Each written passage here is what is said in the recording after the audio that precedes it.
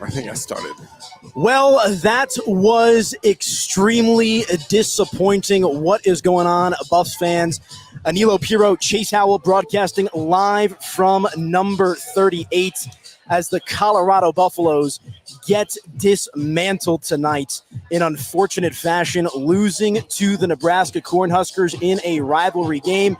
Your final score, 28-10. We'll have to see if Colorado is going to be able to bounce back from this one, but whichever way you slice it, that is a disappointing game for the Colorado Buffaloes. We'll break it all down for you on tonight's Locked On Buffs POSTCAST. Let's get into it, folks.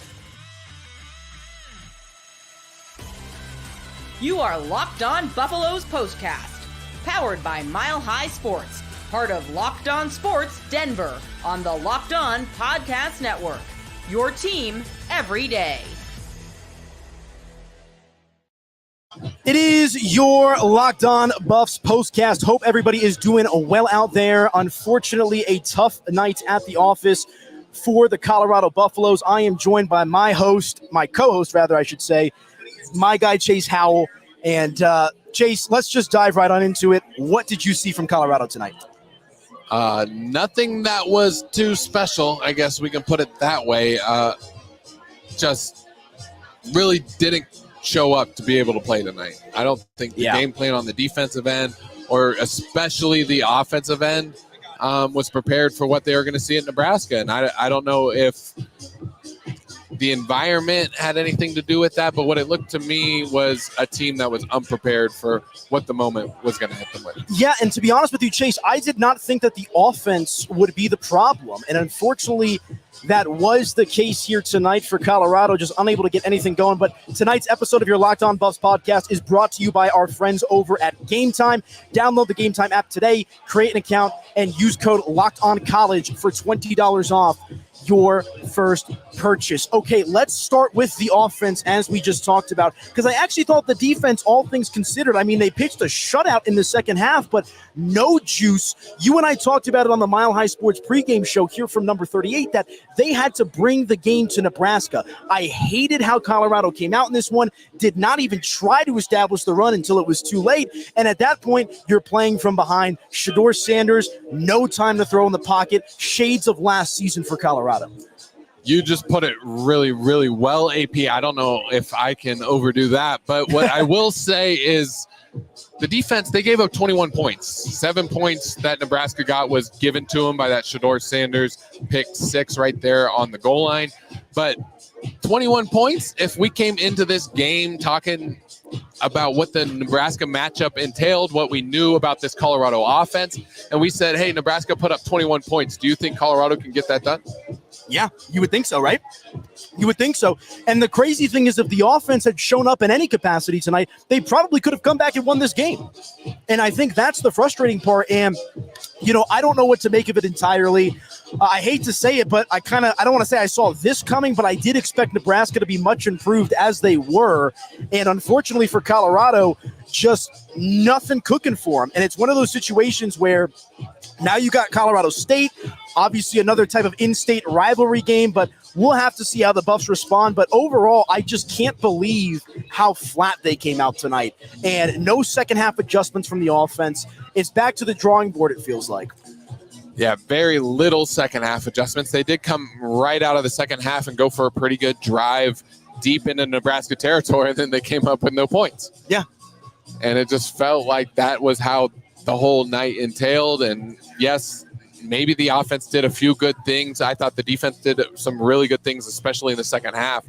But you get off to that kind of start with all the wind taken out of you, while the Nebraska stadium was, I mean, as loud as I've heard something on TV.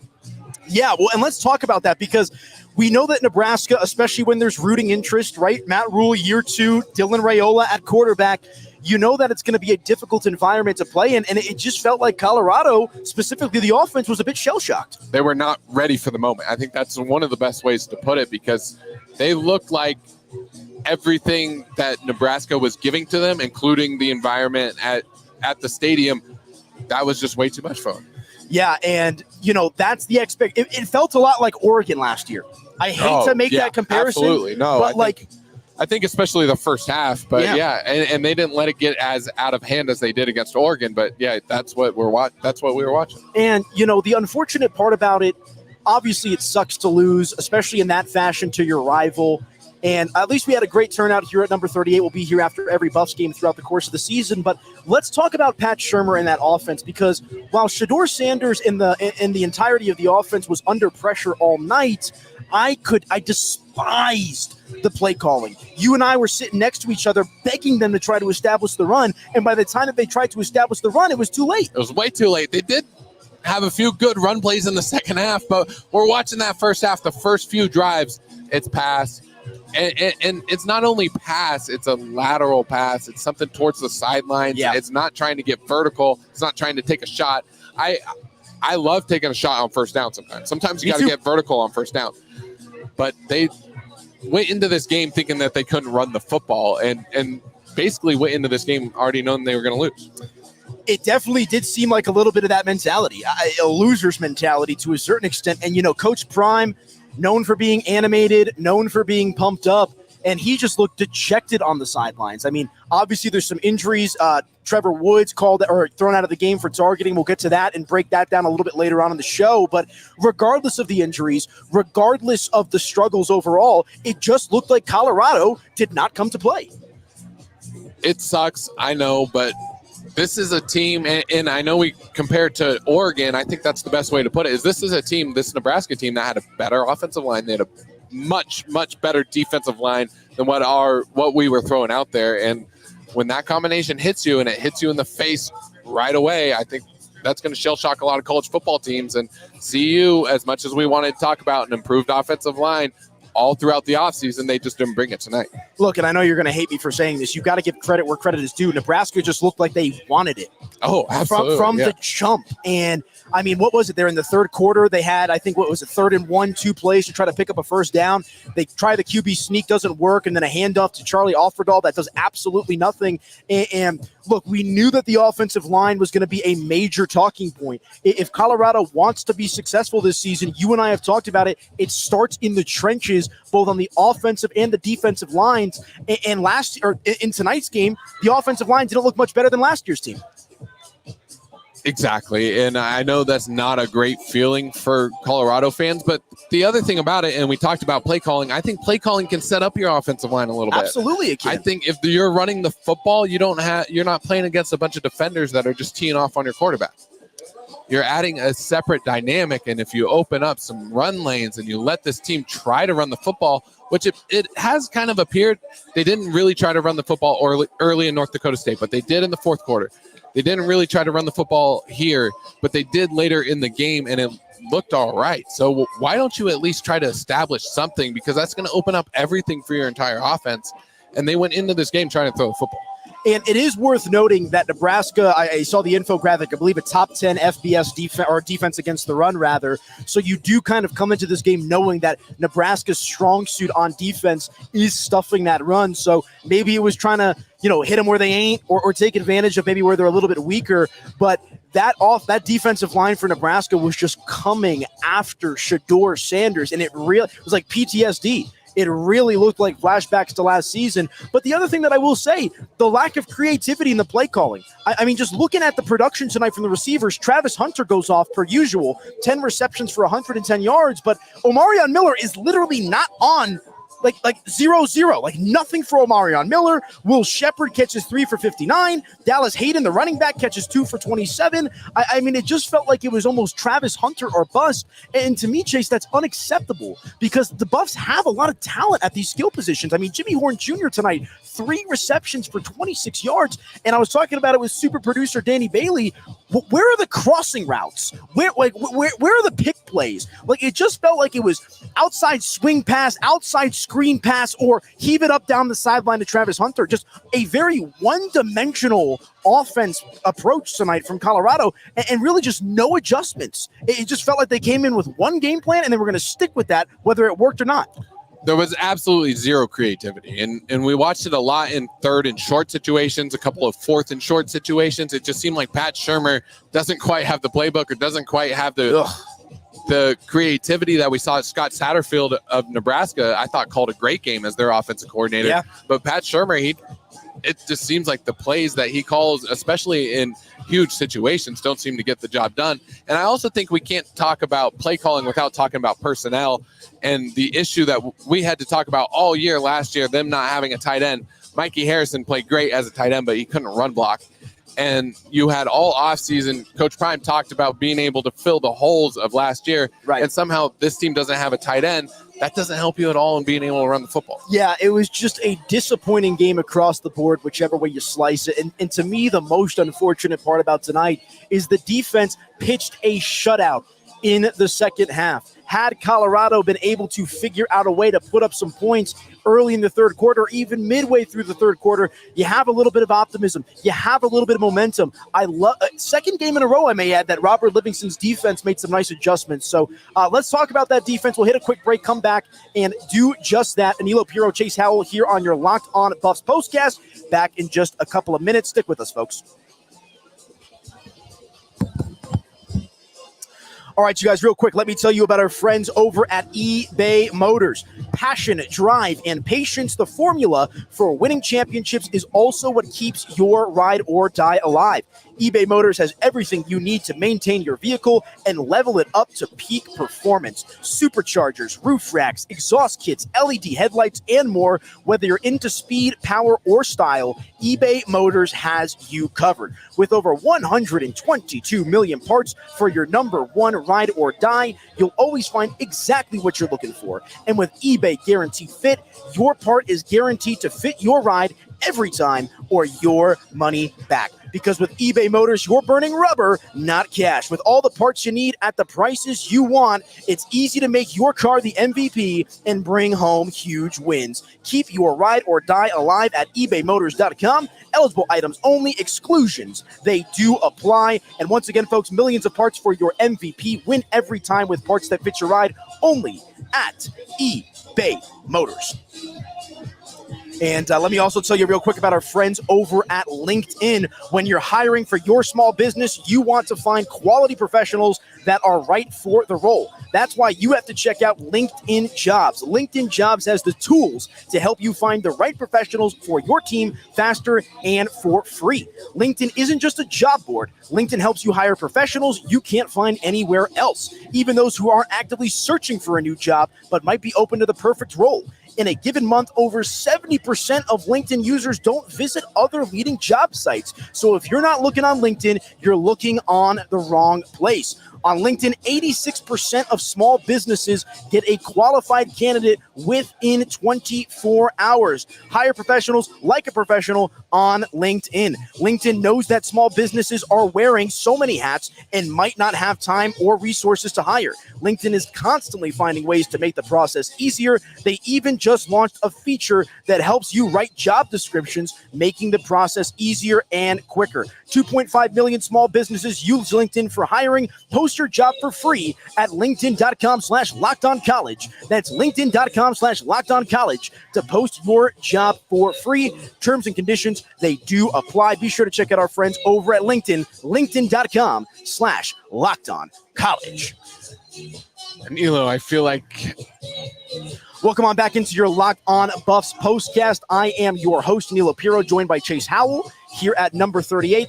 What were you going to say, my friend? I know you're eager to talk about this game. I'm listening to you read about LinkedIn, which does a great job at helping people get jobs. And I'm thinking I could make a joke about some people that are going to be needing to get a job here pretty soon. Some guys, yeah. I mean, it did not look like a ton of guys that might be making the step to the next level here tonight for the Buffs as they lose 28-10. Just an embarrassing performance across the board. I liked what I saw from the defense.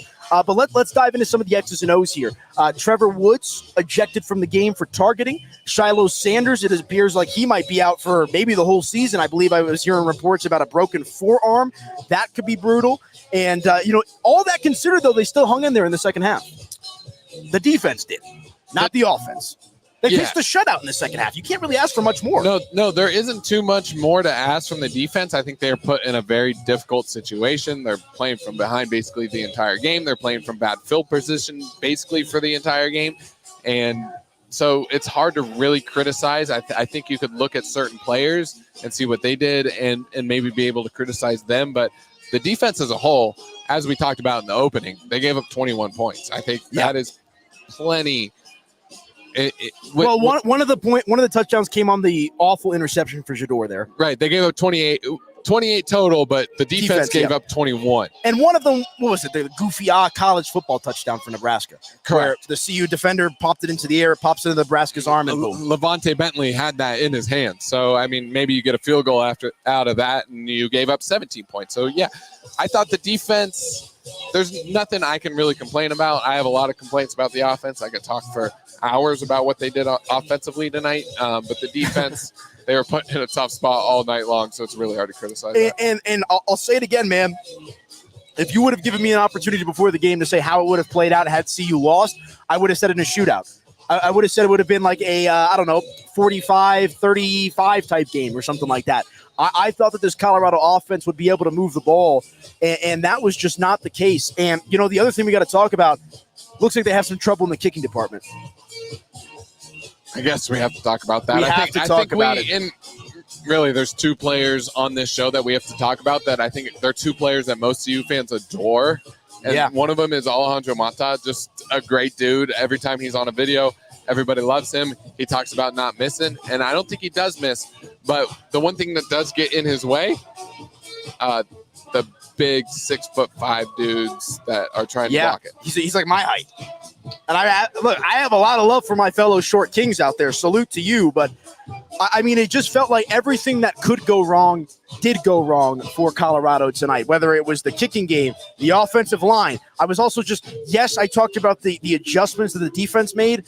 I'm still just extremely disappointed in the output from the defensive line. I mean, Dylan Raiola, I know he didn't have a spectacular game overall from a statistics perspective. That's because Nebraska was able to run the ball at will tonight. I mean, this was supposed to be a recharged, renewed Colorado defensive line, and it was anything but that for the second game in a row. Yeah, Nebraska was able to get whatever they wanted in the run game, and that makes football look really, really easy. And yeah, there's probably a few things you can pick too, but like I said, they were in a very bad position. We didn't talk about the big injury to Chidozie Nwankwo, who has been their best defensive lineman. Obviously the targeting against Trevor Woods, who is their top tackler against North Dakota State. So a couple of their guys that have been really good at stopping the run were not there. Yeah, no, absolutely. I agree with you. And, where the Buffaloes go from here, I'm not so sure. What are some – what does Coach Prime do in the first team meeting when they get back to Boulder? What is the message to the team, do you think? I really liked what he did with the North Dakota State film, and he went back to it, and he said, look at how all 11 guys on the North Dakota State defense are running to the ball. I think you can go point to some things that Nebraska did tonight. And I don't love giving Nebraska credit. I hate them as much as anybody, but I think you can go point to what they were doing offensively, what they were doing defensively, especially their defensive line and their just willingness and aggression to get it after Shedeur Sanders tonight. And I think you could point to this can be winning football, and it doesn't take a lot. It's not like Nebraska has more talent than what CU has. I think they look better coached, and they look like they wanted it more. Absolutely. And taking a look at some of the stats here for Nebraska, quarterback Dylan Raiola, 23 for 31, only 185 passing yards and one score. He's going to be a problem, though. He looks like butter out there, and I hate to use the mini Mahomes comparison, but very savvy in the pocket, elusive in the pocket as well. There would be times where Colorado would maybe get a man on the break, and he would shoot, little juke out of the way, find the open receiver. Great touch passes for him. And look, we talked about it. Shedeur Sanders not playing for a majority of this game. Trevor Woods ejected in the first half for targeting. That opened up some soft spots in this Colorado defense. Yeah, if we want to talk about Raiola, I mean, I think you see a lot of five-star quarterbacks come and try to start as true freshmen, and what they do is make a ton of mental mistakes. Yeah. And a lot of those guys tend to fall out, and we've seen a lot of really good five-stars over the past few years that haven't really been able to pan out. And what we see in Dylan Raiola is great decision-making. We got a comment here from our guy Mario Jones. What's going on, brother? Bad play calling tonight and bad coaching, poor clock management, end of first half. I couldn't have said it better myself. And look, we've talked about Coach Prime. Yes, by technicality, he's head coach, but in actuality, he's head CEO. right? He's going to be that motivator. He's going to be the head recruiter. He's going to be the reason why Colorado is a draw. And that's when you rely on guys like Pat Shurmur and Robert Livingston to kind of figure out how to place these pieces in order. And Robert Livingston, I think, did a good job of adjusting in the second half, but a lot of questions surrounding Pat Shurmur from his time, as a specialist or whatever he was last year, and now officially taken over as the offensive coordinator. And to your point, lack of creativity, just a one-dimensional offense. I think it's what Broncos fans that are also CU fans worried about the most is it's just a really vanilla offense. Yeah. He doesn't do anything that really catches the defense off guard. And sometimes when you have a quarterback like Shedeur Sanders and also the quarterbacks that Pat Shurmur has had success with all across the NFL, there has been some successful years. They've been with really good quarterbacks. And when you have a really good quarterback, he can make your bad offense look pretty good. Yeah. And I think that's kind of what we saw tonight is Shedeur, he didn't have enough time or ability to be able to make plays. And I think you can – the one thing that we can talk about Shedeur is he probably holds on to the ball way too long. He does. And I get it. It's college football, scramble drill. But the other thing, and I'm not trying to defend Shedeur here because he definitely hangs onto the ball way too long. But when you're getting no push from your offensive line and Travis Hunter is essentially your only option, you feel like the weight of the world is on your shoulders. And I think from the jump, Shedeur Sanders knew in his head, if we're going to win this game, I'm going to have to play like Lamar Jackson or I'm going to have to play like Tom Brady. And I think he went into kind of attempted to go into that takeover mode, but Colorado was just outplayed at basically every other position. Even at quarterback, they were outplayed tonight. They were outplayed at quarterback. Yeah, I think you're exactly right. They were outcoached, outplayed. Nebraska had much more effort, much better attitude. Everything that goes into being able to win football games, I think Nebraska did that tonight. And you have to give them credit, but it sucks. We have to start looking forward. And it's one thing to lose in a nail biter. It's another thing to get outclassed. And that's what happened tonight. And even if this game was at Folsom Field, I'm not sure that the result wouldn't have been similar. No. Maybe a little bit closer. I think you get a close game and maybe Shedeur's able to make plays at the end because I do think that the environment at Nebraska really rattled the whole entire team. But, yeah, it doesn't feel like CU would have had a chance in that game. But, hey, can we talk about CSU? I'm over this. Yeah, all right, let's hit a quick break. We'll come back. We'll take a look at what is coming up for the Buffaloes. We'll talk about how they're going to try to adjust maybe with some players out due to injury. And, frankly, this is a must-win game for Colorado next week, in my opinion, in the Rocky Mountain Showdown on the road in Fort Collins. Stick with us. We'll come back and do just that right here on your Locked On Buffs Postcast. AP and Chase back in a few. Stick with us. All right, real quick, guys, let me tell you about our friends over at Factor. Fuel up with Factor's no prep, no mess meals. Meet your wellness goals thanks to the menu of chef-crafted meals with options like Calorie Smart, Protein Plus, and Keto. Factor's fresh, never frozen meals are dietitian approved and ready to eat in just 2 minutes. So no matter how busy you are, you'll always have time to enjoy nutritious, great tasting meals. Make today the day that you kickstart your new healthy routine. What are you waiting for? With 35 different meals and more than 60 add-ons to choose from every week, you'll always have new flavors to explore. Crush your wellness goals this May with dietitian-approved meals and ingredients that you can trust. Make your day delicious from breakfast to dessert. Stay fueled with easy, nutritious options. Treat yourself to restaurant-quality meals that feature premium ingredients like filet mignon, shrimp, and blackened salmon. Keep kitchen time to a minimum. Factor meals are ready in 2 minutes. No shopping, prepping, cooking, or cleaning up.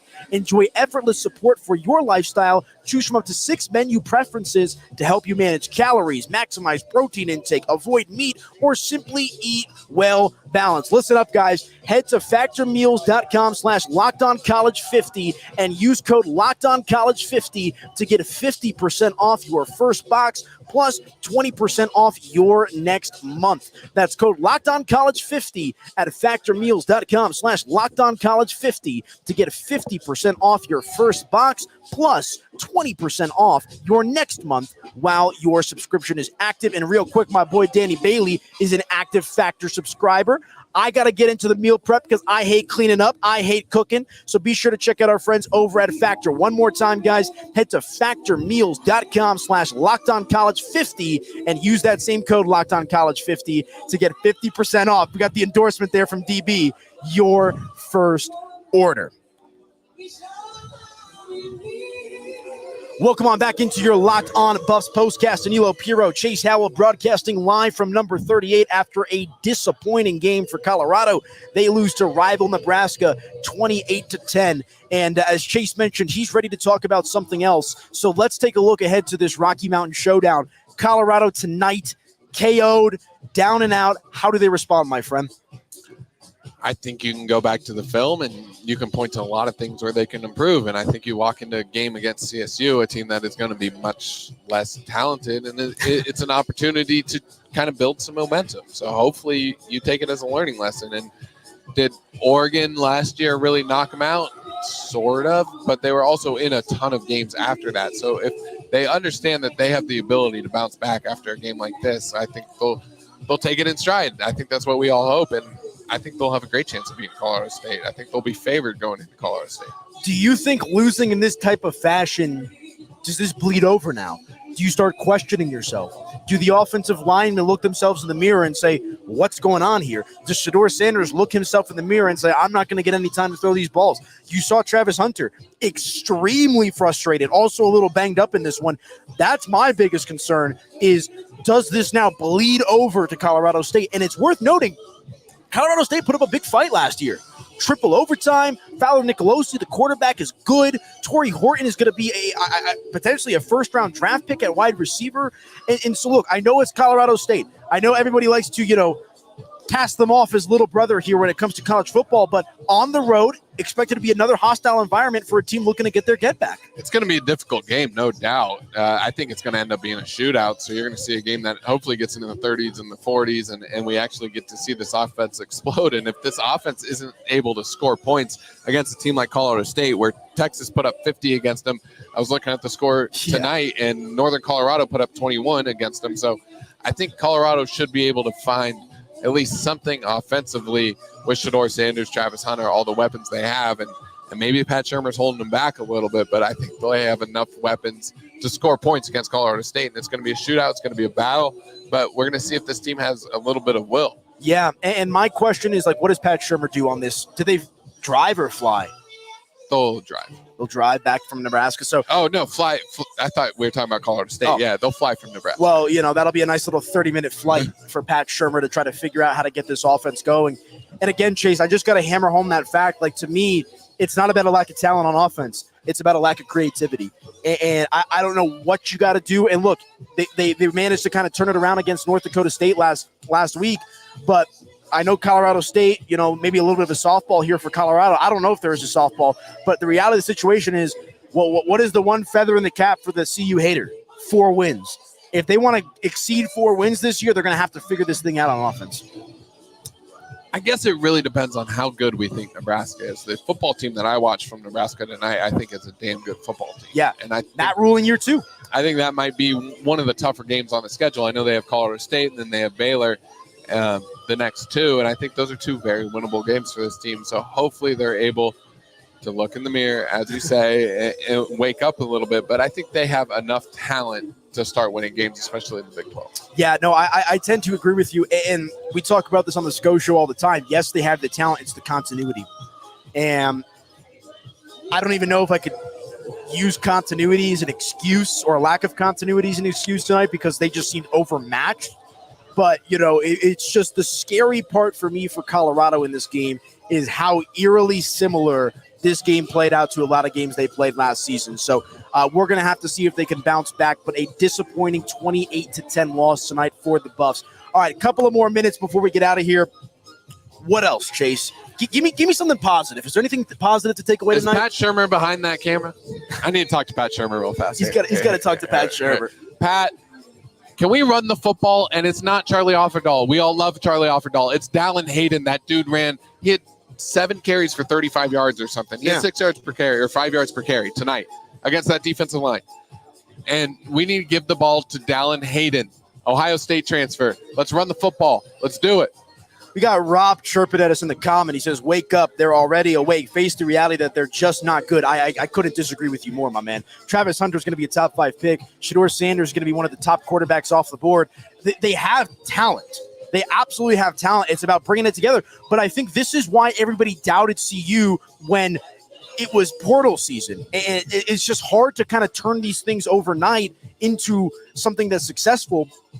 And at the end of the day, here's what I will say too, Chase. I'm not happy, but I think the silver lining is you got this gut punch out of the way early in the season, right? You still got a handful of games, double-digit games left to play this year. How do you respond? And I think that's going to be the mark of this Colorado Buffaloes team. So we shall see. But all right, buddy, before we get out of here, any closing thoughts, my friend? I think that's exactly it. I thought if they get out of non-con with a 2-1 record, and I thought if they beat Nebraska, I thought it was going to be really hard to go on the road CSU next week. Yeah. I just think that turns into a big-time trap game. So you get out non-con 2-1, and they start to find some things with this football team. I mean, obviously, it's hard to be optimistic at this point right now, but it's college football. Things change in a week all the time. Yeah, I need more creativity from the offense. I need more passion from the offense. I need more spreading the love, sharing the sugar, whatever you want to use, because what I saw tonight made me want to vomit. And it is what it is. It's over and done with. We'll have to see if Colorado can bounce back. But all right, that is going to do it for us. Really appreciate all of you guys tuning in, even you Nebraska fans that are chirping at us. You can follow me on social at MediaPieAP. He's at Chase Howell. I have sportsmanship. I think I can give credit where credit is due, and I thought Nebraska looked like a damn good football team. Nebraska had to eat it last year, so it is what it is. Matt Rule's a darn good football coach as well. And, I love that there wasn't as much animosity leading up to this game. On to the next, on to CSU. And you can check out Chase and I on the Mile High Sports YouTube channel for the SCO Show. And for any of you Buff faithful out here in the Denver metro area, we'll be at number 38 in Rhino for every single Colorado Buffaloes game this season. But all right, that is going to do it for us. For Chase Howell, I am Aniello Piro. Disappointing game tonight for Colorado as they lose to rival Nebraska in disheartening fashion. We'll talk to you guys next week. Oh, I'll actually be talking to you tomorrow for the Locked On Broncos postcast. Hopefully the Broncos are going to be a little bit better than the Buffs tonight against the Seahawks. But for the Buffs postcast, we'll be back at it again next week. Broncos tomorrow. Make sure to subscribe to the Locked On Sports Denver YouTube channel. And outside of that, enjoy your Saturday night, folks. Thanks for tuning in. Let's go, Buffs. Let's go.